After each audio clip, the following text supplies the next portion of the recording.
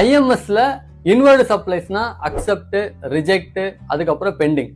அப்ப அவுட்வர்டு சப்ளைஸ்னு ஒரு டேபிள் இருக்கு, அது எதுக்கு? இந்த அவுட்வர்டு சப்ளைஸ் என்ன அப்படின்னா, நாம சப்ளை பண்ணிருக்கிற நம்ம கஸ்டமருக்கு அவங்க ஐஎம்எஸ் டேஷ்போர்ட்ல நம்ம கொடுத்த சேல்ஸை அக்செப்ட் பண்றாங்களா, ரிஜெக்ட் பண்றாங்களா, இல்ல பெண்டிங் வைக்கிறாங்களா, அவங்க என்ன ஆக்ஷன் கொடுக்குறாங்களோ அந்த ஆக்ஷன் உங்களோட அவுட்வர்டு சப்ளைஸ்ல ரெஃப்ளெக்ட் ஆகும். நீங்க அதுக்கேத்த மாதிரி அதை என்ன பண்ணணும்? ஃபார் எக்ஸாம்பிள், சார் நான் ஜிஎஸ்டி நம்பர் தவறுதலா கொடுத்துட்டேன் ஜிஎஸ்டி 1ல, ஆனா நான் அதை கவனிக்கல. அந்த நம்பர்ல போன அந்த கஸ்டமர் இது என்னோட பர்ச்சேஸ் இல்லைன்னு சொல்லி ரிஜெக்ட் பண்ணிட்டாரு. இப்ப ரிஜெக்ட் பண்ணிட்டாருன்னா நான் என்ன பண்ணலாம்னா அதுக்கு எகென்ஸ்டா ஆக்ஷன் எடுக்கலாம். எப்படி? ஜிஎஸ்டிஆர் 1ஏல நான் அந்த ஜிஎஸ்டி நம்பரை அமெண்ட் பண்ணலாம். ஏன்னா நான் 3B இன்னும் ஃபைல் பண்ணல. 3B ஃபைல் பண்றதுக்கு முன்னாடியே நான் இந்த ஜிஎஸ்டிஆர் 1 நான் என்ன பண்ணிக்கிறேன், அமெண்ட் பண்ணிக்கிறேன். ஸோ அப்போ அந்த பர்பஸ்க்காக தான் இந்த அவுட்வர்டு சப்ளைஸ் வச்சிருக்காங்க.